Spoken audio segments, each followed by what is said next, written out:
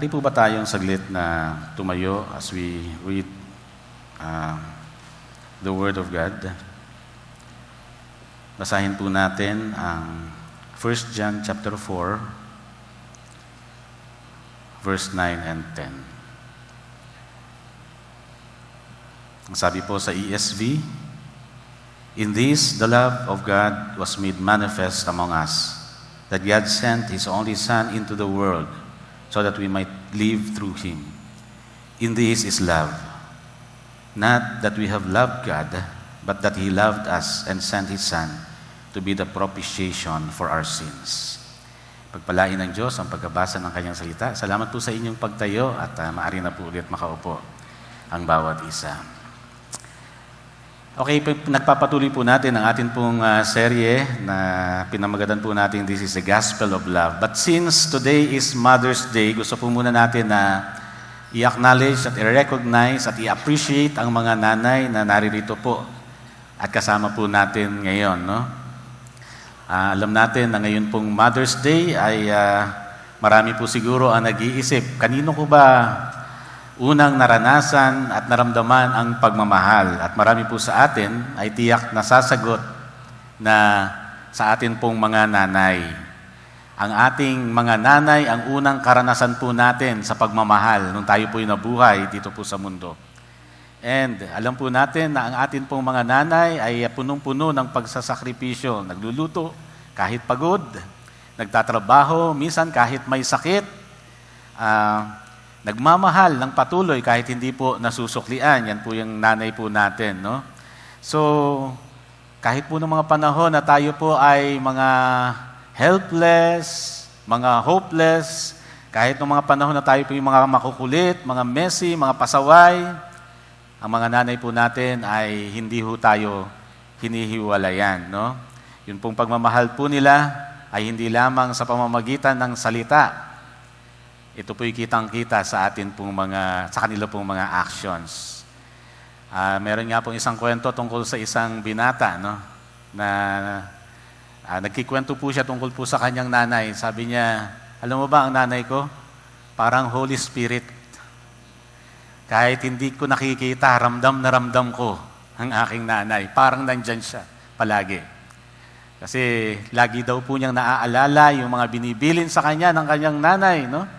Kaya kahit saan siya pumunta, kapag nakakaisip siya ng hindi maganda at gusto niyang gumawa ng masama, oops, sabi ng nanay ko, bawal yan. No? Kaya kahit hindi na po niya nakikita yung kanyang nanay, sabi niya parang Holy Spirit. Parang nandyan yung presensya niya. At nagdadalawang isip ako sa akin pong mga gagawin. So, ganun po yung kanyang kwento tungkol sa kanyang nanay. At totoo po yan, no? Alam natin na malaki yung naging impluensya ng mga nanay natin sa bawat isa po sa atin. And so, nais po natin na parangalan ang atin pong mga nanay. Sila po yung ating greatest stalker. Yan, sunod ng sunod sa atin, no? Meron nga lang daw pong isang bagay na hindi mo pwedeng ipagkatiwala sa iyong nanay na itanong. At ano po yun? Huwag mo raw itatanong sa nanay mo kung ikaw ay maganda o kung gwapo ka. Dahil tiyak, ang makukuha mo ay subjective na kasagutan dahil ang sagot niya ay punong-puno ng pagmamahal. No? Walang nakikitang kamalian, walang nakikitang kapangitan sa iyo. Kaya pag tinanong mo kung ikaw ay gwapo sa nanay mo, kung ikaw ay maganda, huwag kang umasa na yun ay laging totoo. Parang gano'n yun. No? Kasi nga ho, para sa nanay, sa mata ng nanay, ang aking anak ang pinakagwapo. Ang aking anak ang pinakamaganda, di ba? Kaya kung yung pong bagay na yan ay narinig nyo lamang sa nanay nyo, medyo magtanong kayo sa iba. Maganda ba ako? Gwapo ba ako? Sabi ng nanay ko, gwapo ako, maganda ako. Magtanong po kayo sa iba para malaman nyo yung totoo. Yeah. Anyway, nais po nating parangalan ang mga nanay, no? Kasi po sila ay talagang naka-impluwensya ng malaki sa atin pong mga buhay. Bago po ako magpatuloy, pwede po bang anyayahang tumayo saglit yung mga nanay na naririto? Ayan. Actually, papapalakpakin ko po kayo maya-maya, kaya lang nauna na. Pero yan po ang mga nanay natin. Pwede bang kung katabi kayo ng mga anak nyo, kahit konting yakap man lang, pakiyakap naman po yung mga nanay. Ayan. Praise the Lord. And mamaya magkakaroon po tayo ng special prayer para po sa akin. Palakpakan po natin ang atin pong mga nanay ngayon pong umaga. God bless you and Happy Mother's Day po sa bawat isa po sa inyo. No? Alam nyo, gaano man, mari na po kayo makaupo, gaano man po kadakila yung pagmamahal po ng isang ina, kahit po gaano ka-powerful yan, masasabi ho natin na meron pong mas powerful, meron pong mas pinakamalalim, pinakabusilak, at pinakadakilang pag-ibig natin pong mararanasan na dyan po'y galing sa atin pong Panginoon. Kaya kung meron pong nanay dito na parang medyo nadi-discourage, kasi ang naiisip ay kahit na anong ginawa ko sa mga anak ko, parang hindi ako na-appreciate. Alam nyo, maaari ho tayong mag-take comfort to the fact na meron pong pagmamahal na pwede ho nating maranasan at yan po yung pagmamahal ng atin pong Panginoon. Napakadakila ng pagmamahal ng isang ina, pero wala hong tutulad at makahahambing sa pagmamahal ng atin pong Panginoon. Kaya ganito po sinasabi sa Isaiah chapter 49, verses 15 and 16. Malilimot kaya ng ina ang sarili niyang anak? Hindi kaya niya mahalin ang sanggol niyang iniluwal? Kung mayroon mang inang lumimot sa kanyang anak, hindi ko kayo kakalimutan kahit sandali. Pangalan mo'y nakaukit sa aking mga palad. Galing po mismo sa atin pong Panginoon. Yung unang statement dyan, katanungan, parang isang rhetorical question, ng sagot, wala. But of course, may pwedeng mangyari. Meron bang nanay, meron bang magulang, meron bang ina, nalilimot sa kanyang anak? Generally, wala. Yan po ay dinala niya sa kanyang sinapupunan sa matagal na panahon. Pinaghirapan ng nanay ang kanya pong anak, ang bawat isa po sa atin. Mahirap kalimutan ng isang ina ang kanyang anak. Pero kung sakaling mangyari yan, and there are times na nangyayari nga po yan, ito po yung sinabi ng Panginoon, I will never forget you. Hinding-hindi ko kayo makakalimutan. Pinapakita ho dito na mas dakila ang pagmamahal ng Diyos kaysa sa pagmamahal ng isang ina. Alam nyo, yung pong pagmamahal ng ina ay reflection ng pagmamahal ng Diyos. Pero kung sakaling mag-fail yung pagmamahal ng isang ina, ang sabi po ng Panginoon, hinding-hindi ko yan magagawa sa inyo. Sabi niya sa bandang huli, sabi niya, pangalan mo'y nakaukit sa aking mga palad. Ganun tayo ka-espesyal, ganun tayo kamahal ng atin pong Panginoon. And this is true, not only para sa mga anak, kundi para sa mga mothers din. Minsan, may mga nanay na hindi ma-appreciate ang araw na ito na Mother's Day kasi maaaring punong-puno sila ng sakit ng damdamin. Hindi na-appreciate ng mga anak, di ba? O kaya naman malayo yung kanilang mga anak sa kanila. Hindi nila maramdaman yung pagsusukli ng pagmamahal na kanila pong ibinigay. Tayo rin, maaaring hindi natin maipagdiwang ng maayos ang araw na ito dahil maaaring nawalan tayo ng nanay. At yung sakit sa pagkawala ng nanay natin, nararamdaman pa natin ngayon. Okay? Pero ano man po yung nararamdaman ho natin, hayaan po natin mapaalalahanan tayo sa umagang ito as we celebrate this Mother's Day, no? Na yung pagmamahal ng ina ay reflection lamang ng isang dakila at mas malalim at mas banal at dalisay na pag-ibig ng atin pong Panginoon na maaari po nating maramdamang lahat. Ang pagmamahal ng Diyos ay napakadakila. So sa sulat po na ito ni Juan, ipinapaalala po niya ito sa mga mananampalataya nung panahon na yun na nalilito dahil sa mga maling katuruan na kanila pong kinakaharap nung panahon na yun, ang tawag po ay Gnosticism. Kasi yung Gnosticism ay nagtuturo po na ang ating Panginoong Jesucristo ay hindi naging totoong tao. Pero sinasabi po ni Juan, hindi. Kasi nakita namin siya, nahawakan namin siya, narinig namin siya, nakasama namin siya. We have seen Him, we have touched Him, we have heard Him, we have seen His glory, the glory of the only begotten Son of God, full of grace and truth. Sabi po yan sa John chapter 1. No? Kaya nga po ngayon, pag-usapan po natin, paano ba tayo minahal ng atin pong Panginoon? Yan po yung topic natin, how He loves. Now, let's break down ito pong verses na binasa natin sa tatlong powerful na katibayan, pagpapatunay ng pagmamahal ng atin pong Panginoon. Una po, His love is demonstrated by His decision to send. At alam natin yung kanyang isinend ay ang atin pong Panginoong Jesucristo. Sabi nga po dyan sa unang bahagi ng verse 9, in this, the love of God was made manifest among us, that God sent His only Son into the world. Dinemonstrate ng Panginoon ang kanyang pagmamahal sa pamamagitan ng kanya pong desisyon. Yung made manifest, ang ibig pong sabihin po niyan ay hindi naging sekreto ang pagmamahal ng atin pong Panginoon. Ito ay hindi isang idea lamang. Ang pag-ibig ng Diyos ay nakita, naipakita, naranasan at napatunayan nung kanya pong ibigay ang kanya pong bugtong na anak. So again, nung panahon ni Juan, nang sinulat po niya ito, marami pong mga Gnostics ang nagtuturo na si Jesus ay parang espiritu lamang. No? Hindi siya tunay na naging tao. Kasi ang paniniwala ng Gnosticism, all matter is evil. Paano ang Diyos na espiritu ay magkakatawang tao? Pag ang Diyos ay naging tao, magiging evil siya. At minamaliit nila yung kasalanan nung panahon na yon kasi sabi niya, whatever you do with your body does not affect your spirit. Kaya kahit sila gumawa ng kasalanan, para sa kanila, hindi naman ito makakaapekto sa espiritu dahil nga sa paniniwala, all matter is evil. And so, normal lamang na gumawa yung katawan ng kasamaan, ng kasalanan, hindi yan makakaapekto sa espiritu at hindi pwedeng ang Diyos ay maging tao. Dahil kung ganun, magiging evil ang Panginoon. So, kina-counter po yun ni John, sinasabing hindi. Kasi ito'y patunay ng pagmamahal ng Diyos. At kagaya po nung atin pong famous na laging naririnig na verse of Bible, John 3:16, ibinigay ng Diyos yung kanyang anak sa atin dahil He so loved the world.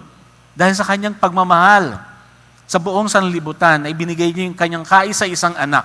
At sa pagbibigay ng kanyang kaisa-isang anak, alam natin na ang Diyos ay nagkatawang tao. John chapter 1, sinasabi doon, the Word became flesh and dwelt among us. Alam nyo, yun po'y demonstration ng pagmamahal ng Panginoon. He made a decision to be with us, to live with us, to make His dwelling among us. Para sabihin ho natin na ang Diyos ay hindi nasa langit lamang. Ang Diyos ay malayo. Para masabi ho natin na ang Diyos ay napakalapit sa atin. Papatunay po yun ng kanya pong pagmamahal. Kaya sabi po ni John, nakita namin siya, nakita namin yung kanyang kalwalhatian, nahawakan namin siya. Tao talaga siya. Meron siyang skin on, no? At naipadama niya yung kanyang pagmamahal because He is full of grace and truth, no? So nagdesisyon ang Diyos at yung kanyang desisyon ay intentional, is sacrificial, hindi po ito nakabatay sa feelings lamang. So ang Diyos po, nung sinabi po niyang mahal niya tayo, pinatunayan niya sa pamamagitan ng kanyang desisyon na pagbibigay sa atin pong Panginoong Jesucristo. Wala nang mas higit pang kayang ibigay ang Panginoon ng higit sa Panginoong Jesucristo, pero hindi po niya ipinagkait.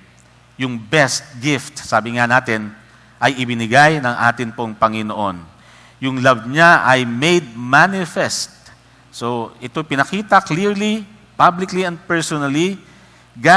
God's love became visible in Christ Jesus, and God's love is undeniable. Hindi po ito maitatanggi, no? Hindi po tayo manghuhula kung tayo nga ba'y mahal ng Panginoon. Tingnan natin si Jesus Christ. Malalaman nating mahal tayo ng atin pong Panginoon. Mahirap pong isipin kung gaano kalaki yung sacrifice na ginawa ng Diyos in sending His Son para po sa atin. Maging si Jesus Christ mismo, napakahirap i-conceive sa atin pong mga kaisipan kung ano yung kanyang ginawang sakripisyo nung siya'y naging tao. Sabi po ng Bible sa Philippians chapter 2, iniwan niya ang lahat ng katangian ng pagiging Diyos. Iniwan niya lahat ng glory sa kalangitan.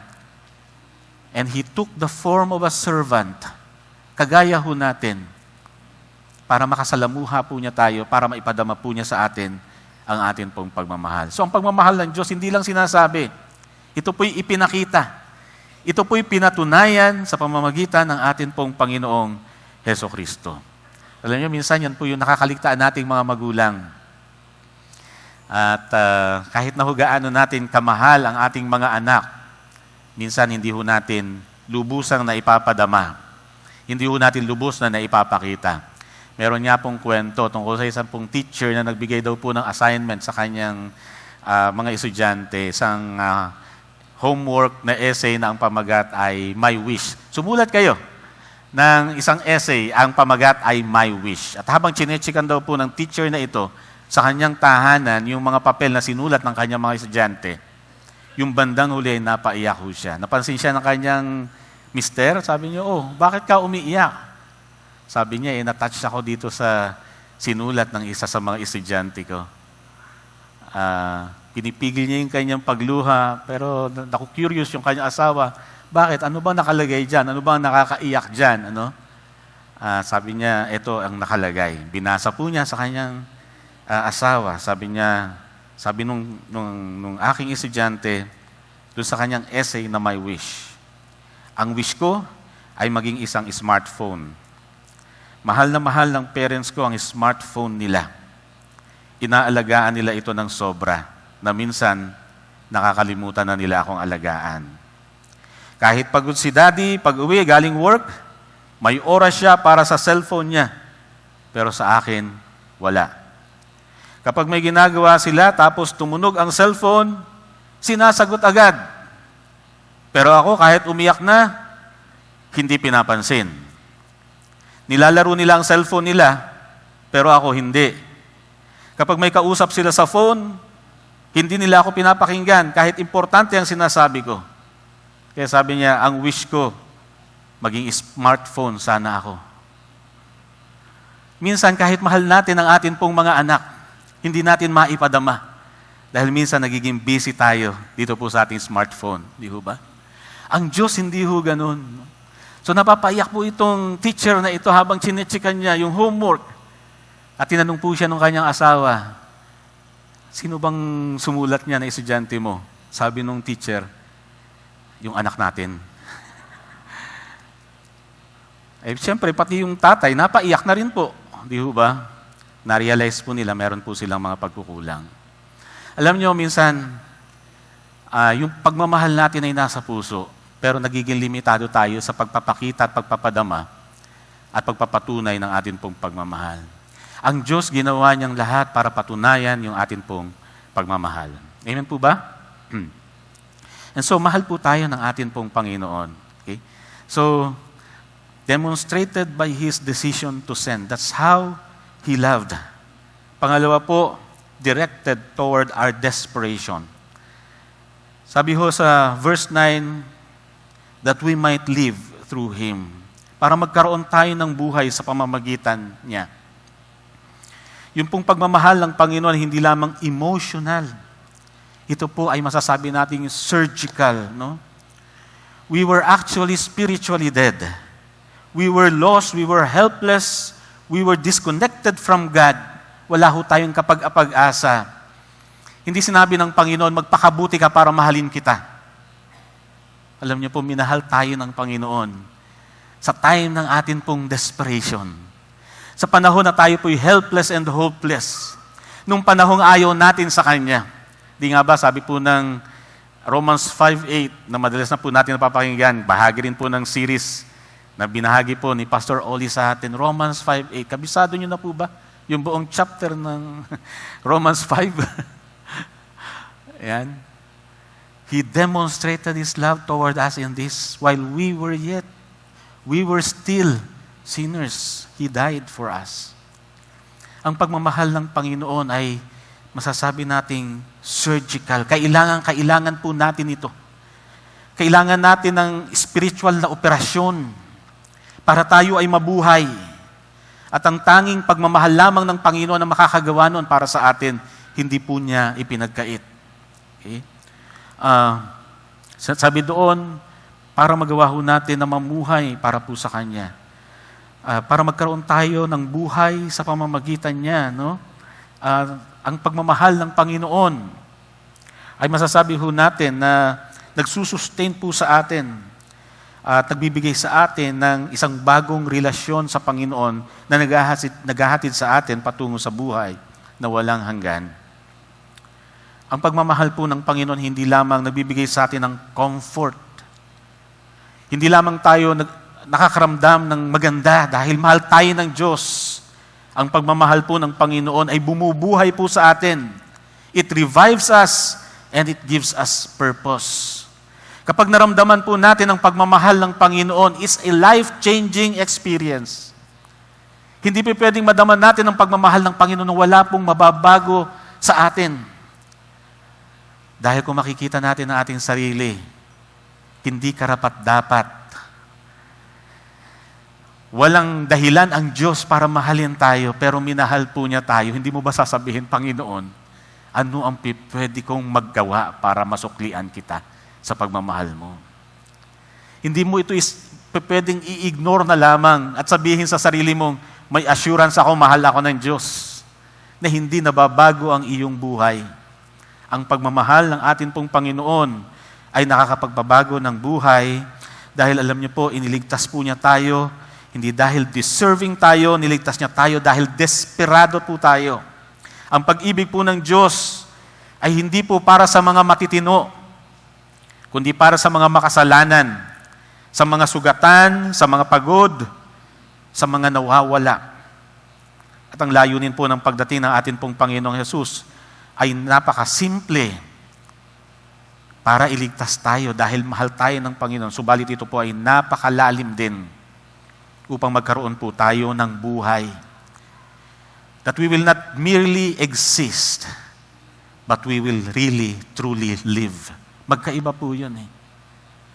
Yung binibigay ng Panginoon na zoe sa atin sa pamamagitan ng kanyang pagmamahal.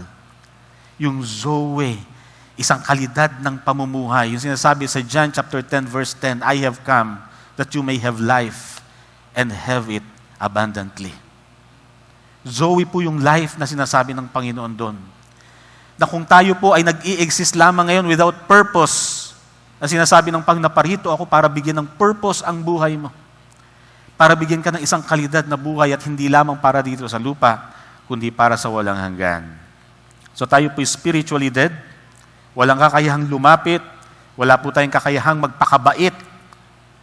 Hindi po natin kayang iligtas ang atin pong sarili, hindi po tayo minahal ng Diyos dahil lovable tayo, minahal niya tayo kahit po tayo ay wasak, kahit po tayo madumi, kahit po tayo ay makasalanan. That's what makes the love of God so powerful. It goes straight to our desperation. So yan po yung pinapaalala sa atin sa araw na ito, no? Ng Mother's Day, kung saan nagre-reflect tayo sa pagmamahal ng isang ina na sinasabi natin, dakila ang pagmamahal ng nanay, pero mas dakila ang pagmamahal ng Panginoon. At pangatlo nga po, it is displayed in the death of His Son. He loved us and sent His Son to be the propitiation for our sin. Sabi po sa Tagalog, ganito ang pag-ibig. Hindi dahil tayo ang unang umibig sa Diyos, kundi Siya ang unang umibig sa atin. Ipinadala niya ang kanyang anak para maging handog sa kapatawaran ng ating mga kasalanan. Ito po yung pag-ibig ng Panginoon, yung pong puso ng Panginoon para sa lahat. Siya po ang unang nagmahal sa atin. Hindi po tayo ang unang nagmahal sa Panginoon. Hindi mo sinasabi ng Panginoon, magpakabait ka, magpakabuti ka para mahalin kita. Ang sabi ng Panginoon, minahal kita para magpakabuti ka at magpakabait ka. Magkaiba ho yun. Ang Diyos ang nag-take ng first move dahil wala nga po tayong kakayahan. At alam niyo po yung word na propitiation po dito, bagamat isang malaking, sabihin natin, doctrinal terminology or theological terminology, pero naipaliwanag na po several times sa mga preaching po dito sa pulpito, mahalaga po na maintindihan po natin ito dahil ito po sinasabi sa teksto po natin at nangangahulugan po ito na yung sacrifice ng Panginoong Jesucristo ay nag-satisfy doon sa galit ng Diyos sa kasalanan. And therefore, naapis po ang Diyos dahil sa sacrifice ng atin pong Panginoon. God's holy anger towards sin was real, and His love met that justice at the cross. Sa Kanya pong pagkamatay sa krus, mga kapatid, sinatisfy fully ng Panginoong Jesucristo yun pong wrath of God na dahilan ng Kanya pong kamatayan sa krus. So yung propitiation, ibig sabihin, tinanggap ni Jesus ang buong parusa na dapat ay para sa atin. Kaya nga masasabi natin, ang pagmamahal ng Diyos hindi lamang sentimental, hindi lamang po ito isang romantic na salita, no, sa Panginoon. Hindi po ito feeling lamang. Ito po ay sacrificial. The cross was not just proof of love. The cross was a payment for sin. Kaya nga namatay dahil sa pagmamahal sa atin. Pero hindi lamang proof of love po yan, mga kapatid. Payment para sa ating kasalanan. Hindi lamang po tayo in-inspire ng Panginoon nung siya'y mamatay sa krus. Tayo po ay nirescue ng Panginoon sa kanyang kamatayan. Ganun kadakila ang pagmamahal ng Panginoon. There is nothing new. Sa akin po mga sinasabi, hindi po ba? Pero sana mga kapatid, mapaalalahanan tayong muli kung gaano tayo kamahal ng Panginoon at kung ano ang kahulugan niyan sa buhay natin. Iba ang pagmamahal ng Diyos, napakalalim, napakadakila, napakasagrado. At ito po ay ipinaranas niya sa bawat isa sa atin. Kung hindi pa po natin ito nararanasan, mga kapatid, inilalaan ito ng Diyos para sa atin. So in conclusion, while we honor the mothers today because of their love, let's remember God's greatest act of love. A love demonstrated by His decision to send Jesus. Huwag ho natin itong kakaligtaan. Don't miss it. No? Again, ang pagmamahal po ng Panginoon ay hindi po nakatago. Lantad na lantad, pinapatunayan. Pero, may mga tao po ang namimiss pa rin ang pagmamahal ng Panginoon. Bakit? Sobra ho silang busy. Masyado ho silang distracted. O kaya naman, masyado ho silang nasaktan sa kanilang mga karanasan at hindi ho nila napapansin yung pagmamahal ng Panginoon. Ang challenge ho natin, don't miss it. No?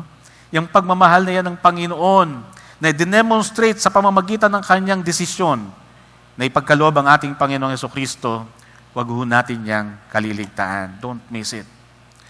Pangalawa, a love directed toward our desperate condition. Receive it. No? Ang pagmamahal ng Panginoon ay gift po sa atin, hindi isang reward. Hindi ho tayo nire-rewardan ng pagmamahal ng Panginoon. Ito po ay isang gift na ibinibigay po niya sa atin. We cannot earn it. Wala ho tayong kailangang patunayan sa ating mga sarili para mahalin tayo ng ating pong Panginoon. Ang kailangan lamang pong gawin ay ibukas natin ang ating mga sarili, tanggapin yung pagmamahal na yun ng Panginoon. Katulad daw po ng isang bata na tumatanggap ng isang regalo at tuwang-tuwa at niyayakap ang regalong kanyang natanggap. Maging bata tayo sa harapan ng Panginoon sa pagtanggap ng kanyang pagmamahal dahil ito po yung pinakakailangan natin. Alam nyo, pinupunan po ng pagmamahal ng Panginoon yung lahat ng ating mga kakulangan emotionally. At alam po natin, our greatest need is to be loved and to love. Pero sinasabi nga sa atin dito, we can only love because He first loved us. Ang Diyos ang pumupuno ng ating love reservoir, ng love tank po natin. Yung totoong pagmamahal, na biblical na pagmamahal, hindi ho natin kakayaning ibigay yon kahit kanino. Unless meron kang reserve, meron kang natanggap sa iyong love tank sa puso mo na galing sa atin pong Panginoon. We can only love because He first loved us. And so, ang challenge po sa atin, tanggapin natin yung pagmamahal ng Panginoon is for us. Para po yun sa atin, no? Ang tinatanong lamang ng Panginoon sa atin, hahayaan ba natin siyang mahalin niya po tayo? He already gave it all. So, alisin po natin lahat ng nararamdaman nating shame. Alis po natin sa ating isipan yung ating minsan mindset na kailangan mag-perform. Kailangan may gawin ako para maramdaman ko yung pagmamahal ng Panginoon at maging katanggap-tanggap ako sa Kanya. Kasi sabi po sa atin, be like a child. Open our hearts. Sabihin po natin, yes Lord, I receive your love. Yun lamang po ang nais ng atin pong Panginoon sa atin. At pangatlo po, finally, a love displayed through Jesus' death to our sins. Let's reflect it. No? We were meant not just to be loved, but we were meant to become a vessel of His love as well. So, hayaan po natin, no, yung pagmamahal na natanggap po natin sa Panginoon ay mag-umapaw po sa atin at magamit po natin para magawa rin po nating magmahal sa ating mga miyembro ng pamilya, kapatid, no? Magulang. Minsan nagkakaroon ng hindi pagkakaintindihan, minsan nagkakaroon ng pag-aawayan. Pero mga kapatid, gamitin natin yung pagmamahal ng Panginoon para maipadama yung pagmamahal natin sa iba. Na kung paanong tayo minahal kahit hindi karapat-dapat, pwede rin natin sabihin, magagawa ko ring mahalin ang mga taong hindi karapat-dapat dahil nasa akin ang pagmamahal ng aking Panginoon. Ibinigay sa atin ng Diyos yung pagmamahal na yan para magamit din po natin para mahalin ang iba. Amen po ba? And so, hayaan po natin na yung pagmamahal ng Panginoon ay freely mag-flow po sa atin, tanggapin po natin, at hayaan po natin na ito po'y dumaloy, no? Sa ating pong mga anak, sa ating asawa, sa ating mga co-workers, sa loob ng iglesia, dito po sa ating church. Napakasarap kapag sinabing ang JGSCM ay iglesyang punong-puno ng pagmamahal. Di ba? Mangyayari ho yan dahil ibinigay na sa atin ng Panginoon yung Kanya pong pagmamahal. And so, hayaan po natin na itong mag-shape sa atin pong mga kaisipan. Nang sa ganon, tayo po ay mas maging mabait, mas maging mapagpatawad, tayo po ay mas maging mapagpakababa, at tayo po yung mas maging mapagtiis. Yan. Kapag daw po tayo nag-reflect sa pagmamahal ng atin pong Panginoon, makikita ng mga tao si Kristo sa atin. Yun po ang napakaganda nun. Nasaan na ba si Jesus Christ ngayon? Umakyat na ho siya sa langit. Pero sabi nga po ng testimony ni John, we have seen His glory. We have touched Him. We have heard Him. Nakasama namin siya. We have seen His glory, the glory of the only begotten Son of God, full of grace and truth. Pero alam natin physically, si Jesus Christ ay umakyat na po sa langit. He ascended to heaven. Now when we reflect dun sa love ng Panginoon sa atin, at ito po ay hinayaan natin pumuno sa atin at maipakita natin sa iba, nakikita ng mga tao si Kristo sa atin. At yun po yung nais ng Panginoon sa pagpapadama po niya ng kanyang pagmamahal. And so, again, ang pagmamahal ng isang ina ay isang napakahalagang regalo po dito sa mundo. Yan po yung unang karanasan natin sa pagmamahal. Sigurado, nung pinanganak ho tayo, ang unang kumalinga sa atin, yung atin pong mga nanay. Reflection po yan ng pagmamahal ng Diyos. Pero ang pagmamahal ng Diyos, mas malalim, mas malawak, mas tapat, at mas walang hanggan. Ganun nagmamahal ang Diyos sa atin. Pagpalain po tayo ng atin pong Panginoon.